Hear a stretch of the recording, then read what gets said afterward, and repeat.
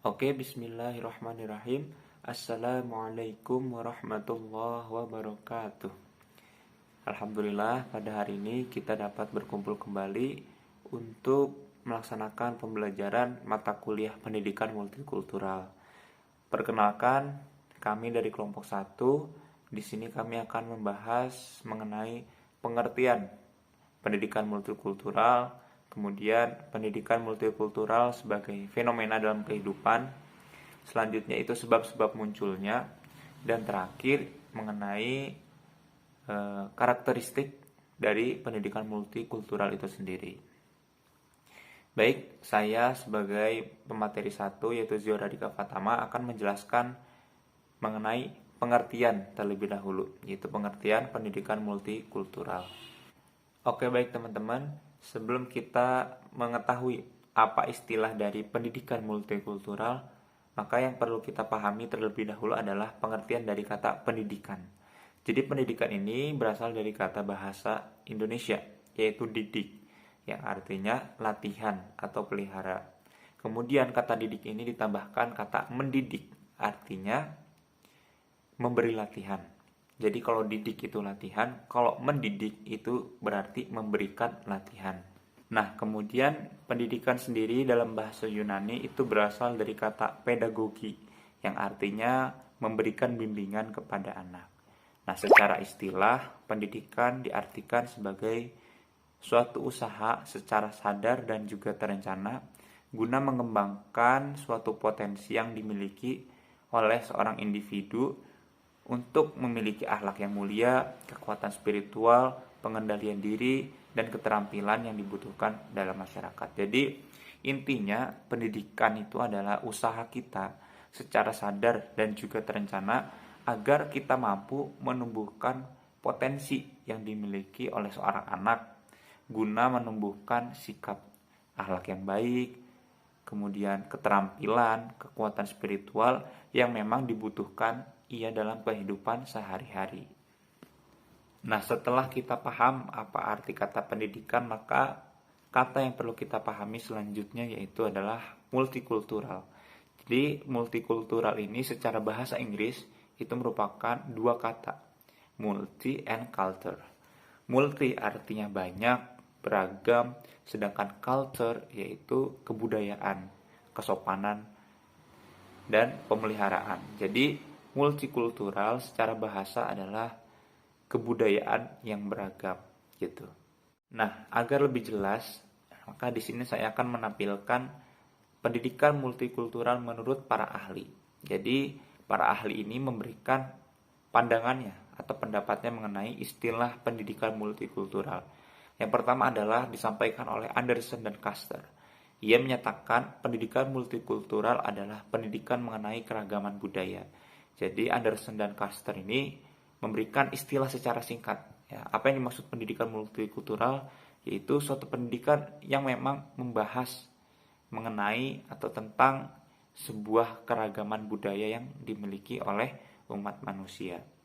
Nah, adapun pendidikan multikultural menurut Banks itu sendiri adalah suatu konsep, gagasan, maupun ide pokok yang menyatakan atau mengakui bahwa keragaman budaya maupun etnis itu adalah sesuatu hal yang penting dalam apa? Dalam membentuk gaya hidup, pengalaman sosial, identitas pribadi, dan kesempatan pendidikan dari individu, kelompok, hingga negara. Selanjutnya yang terakhir adalah pendidikan multikultural menurut Asy'ari, yaitu proses penanaman cara hidup, menghormati, tulus, dan toleran terhadap keanekaragaman budaya yang hidup di tengah-tengah masyarakat plural.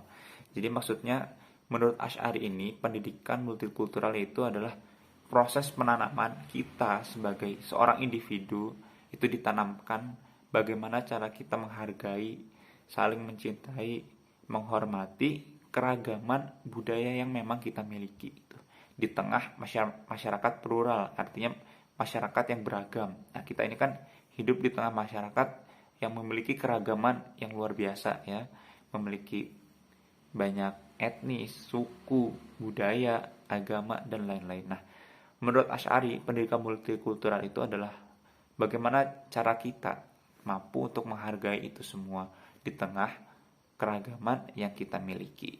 Nah, setelah kita mempelajari apa itu pendidikan, kemudian multikultural, dan juga diperkuat dari pendapat para ahli mengenai pendidikan multikultural, maka dapat ditarik kesimpulan bahwa pendidikan multikultural yaitu adalah suatu usaha kita, ya, secara sadar dan juga terencana, ya, dalam mempelajari berbagai macam status sosial yang ada di masyarakat, baik itu agama, ras, suku, etnis, dan lain-lain.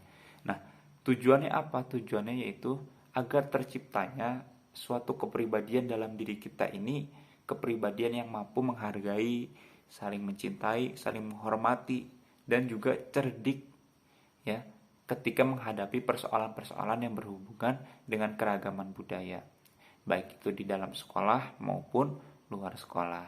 Jadi itu adalah istilah dari pendidikan multikultural. Nah, selanjutnya pendidikan multikultural ini menjadi sebuah fenomena dalam kehidupan karena memiliki peran yang sangat penting di dalam kita menjalankan kehidupan sehari-hari dalam bernegara maupun bermasyarakat. Peran penting yang pertama adalah sebagai sarana alternatif pemecahan konflik. Jadi sebagaimana yang teman-teman ketahui bahwa kita hidup di Indonesia ini hidup dalam masyarakat kultural. Artinya masyarakat yang beragam, baik dari segi agama, status sosial, etnis, maupun suku, dan lain-lain. Nah, hal ini justru terkadang menimbulkan berbagai macam konflik di antara kita, ya. Misalnya suku A melawan suku B, dan lain-lain. Nah, biasanya kita menggunakan mediasi sebagai perdamaian atau penanganan konflik tersebut, ya. Nah, tapi mediasi ini kan dilakukan hanya setelah konflik itu terjadi. Maka hal yang bisa kita lakukan demi mencegah konflik itu terjadi adalah dengan pendidikan multikultural. Nah, ini merupakan sebuah tantangan bagi dunia pendidikan, yang mana agar menjadikan sebuah perbedaan itu sebagai suatu aset, ya, bukan justru menjadi sumber masalah ataupun perpecahan. Nah, yang kedua adalah agar para siswa tidak tercabut dari akar budaya. Jadi, selain sebagai sarana alternatif pemecahan konflik, pendidikan multikultural juga berperan, ya, dalam membina para siswa atau para penerus bangsa agar tidak ikut-ikutan arus globalisasi. Nah, seperti yang kita tahu memang arus globalisasi ini memberikan dampak positif maupun negatif. Nah, dampak negatifnya adalah banyak dari penerus bangsa kita, ya, para kaum muda ini yang ikut-ikutan, asal ikut-ikutan budaya luar, ya, yang masuk ke Indonesia.